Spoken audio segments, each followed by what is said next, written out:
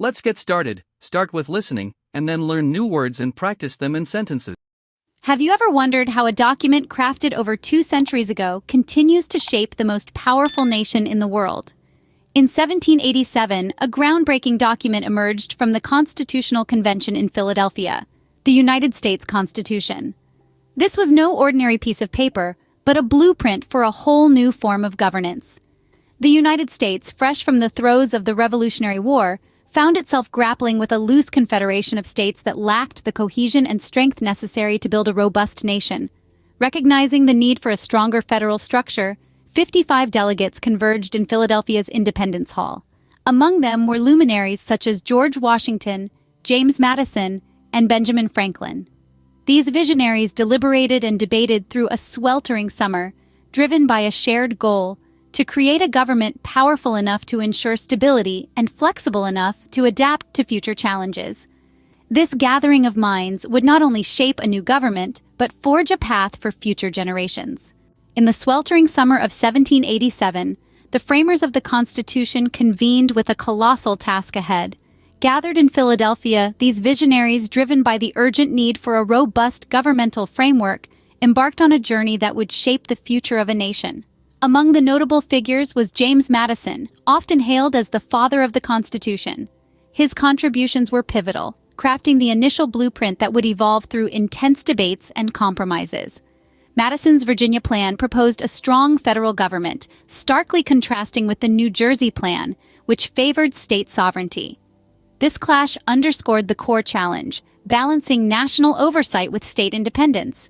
The debates were fervent and the atmosphere tense as delegates grappled with these competing visions. Central to their discussions was the innovative Great Compromise, a dual system of representation that melded these plans. It proposed equal representation for states in one house of Congress and proportional representation in the other, a fundamental element that quelled the rising discord and molded the Senate and the House of Representatives as we know them today. Equally contentious was the 3/5 Compromise, which addressed how slaves would be counted for both taxation and representation. This compromise, while deeply flawed by today's standards, was a critical step in securing Southern states' participation in the Union. These debates were not just about governance, but about balancing power and fairness in a young nation. But how was the Constitution received by the people and the states? As the ink dried on the newly drafted U.S. Constitution, the nation found itself divided into 2 fervent camps, the Federalists and the Anti-Federalists. The Federalists, led by luminaries such as Alexander Hamilton, James Madison, and John Jay, championed the Constitution, advocating for a stronger national government. They argued that the failures of the Articles of Confederation necessitated a robust federal system capable of unifying and governing the diverse states effectively. In contrast, the Anti-Federalists, wary of centralized power, feared that the new Constitution granted excessive authority to the national government, potentially at the expense of individual liberties and state sovereignty. Figures like Patrick Henry and George Mason were vocal critics, insisting that the Constitution lacked sufficient protections for the rights of the people and the states. Central to the Federalist campaign were the Federalist Papers, a series of essays penned by Hamilton, Madison, and Jay under the pseudonym Publius. These writings defended the principles of the Constitution and played a crucial role in shaping public opinion. This ideological battle underscored the American commitment to liberty and cautious governance. Achieving consensus was only the beginning. Ratification was the next hurdle.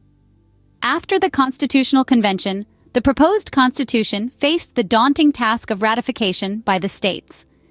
Each state held conventions to deliberate and decide, requiring approval from 9 out of 13 to make it legally binding. The debates were intense, with the absence of a Bill of Rights being a significant sticking point.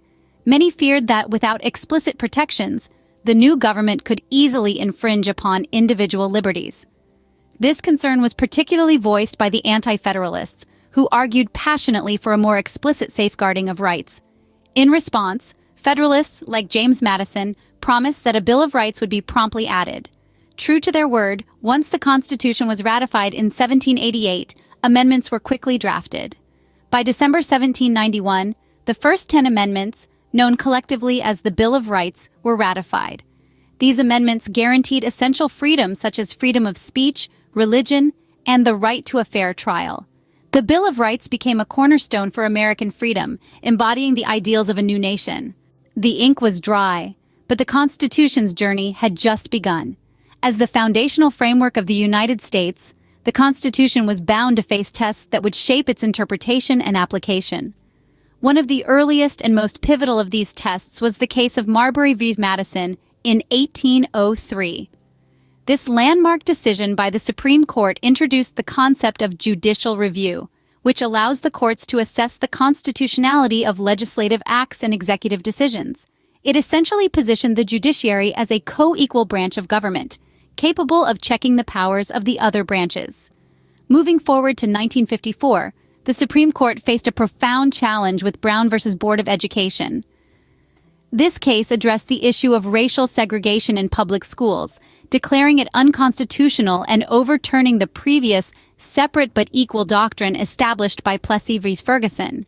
It was a monumental step towards civil rights in America, reinforcing that the protections guaranteed by the Constitution must evolve with society's moral and ethical standards. In a more recent case, Obergefell v. Hodges in 2015 dramatically expanded the interpretation of the Constitution in terms of marriage equality. The court ruled that the right to marry is guaranteed to same-sex couples by both the Due Process Clause and the Equal Protection Clause of the 14th Amendment. This decision underscored the living nature of the Constitution, that it is a document meant to adapt and respond to contemporary values and realities. Through each challenge, the Constitution proved both resilient and adaptable. In a world vastly different from that of the 18th century, how does the Constitution hold up today? Today's world presents new challenges that the Founding Fathers could hardly have imagined, such as digital privacy concerns and complex immigration issues. As our society evolves, so too does the interpretation of our foundational document. The debate between originalism, which advocates for interpreting the Constitution exactly as it was originally written, and living constitutionalism, which suggests the Constitution should adapt to modern circumstances, remains vigorous and ongoing. Supporters of originalism argue that this approach maintains stability and predictability in law, ensuring that changes to constitutional interpretation are made explicitly through amendments. On the other hand, proponents of living constitutionalism believe that such flexibility allows the Constitution to remain effective and relevant, addressing issues like internet privacy and global migration, which were inconceivable at the time of its creation. The Constitution's ability to evolve is perhaps its most enduring trait. The U.S. Constitution is more than a document. It's a dynamic blueprint for democracy. As we journey through the annals of American history, we see a document that was born out of revolution and steeped in debate.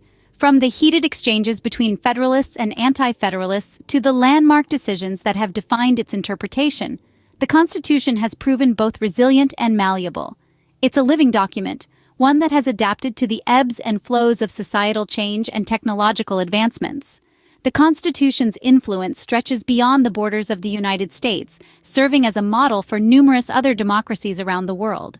Its principles of separation of powers, checks and balances, and federalism have become cornerstones of modern governance. Yet the work is far from complete. As society evolves, so too must our interpretation of this foundational text. Issues of digital privacy, human rights, and executive power challenge us to think critically about how the Constitution should apply in new contexts.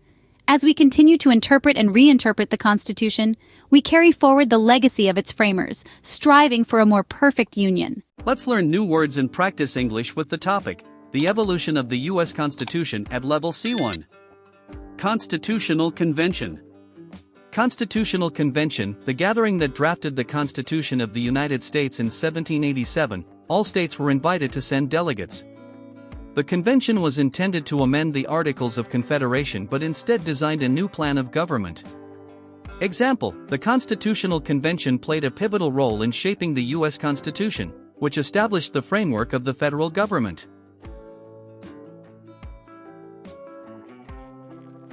Amendment. Amendment, a change or addition to a legal or statutory document. In the context of the U.S. Constitution, amendments are formal changes that have been ratified according to the procedures set out in Article 5 of the Constitution. Example, the Bill of Rights, consisting of the first 10 amendments to the Constitution, was ratified in 1791 to protect individual liberties against federal encroachment.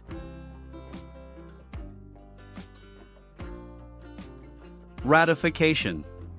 Ratification, the official way to confirm something, usually by vote. It is the formal validation of a proposed law. Example, the ratification of the U.S. Constitution by the states required affirmations from 9 out of 13 states to take effect.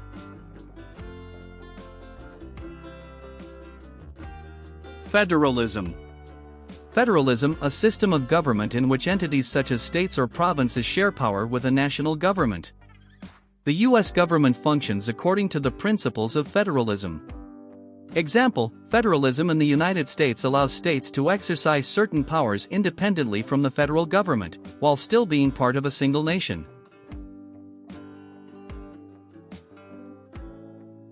Judicial review. Judicial review, the doctrine under which legislative and executive actions are subject to review by the judiciary.